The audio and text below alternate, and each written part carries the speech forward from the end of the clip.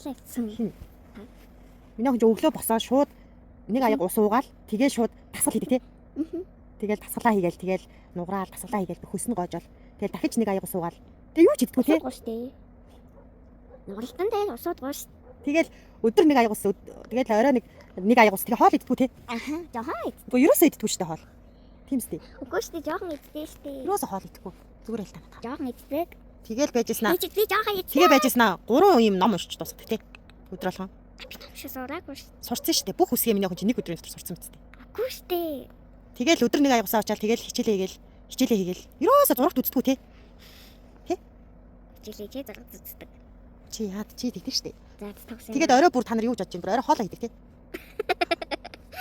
Бүр будаа хуургыг амар гоё идэг тий. Будаа хуургыг хийн. Тэгээд байжснаа өөр чинь юу гэдэг лээ. Ороо засдаг. Аягаа угаадаг тий. Аягаа угаадаг тийм нэг юм чинь. Аха. Тэгээ аягаа угаачаад тэгээд яадаг вүлээ. Өөр усан дордог тий. Толгоогоо угаагаад. Тэр усан дорог штэ. Ер нь чи өөр усан дордог тий. За тийм ээ. Тэгэл айгүй ажилсаг. Тэгээд ерөөсөө муухай дан гаргадгүй тий.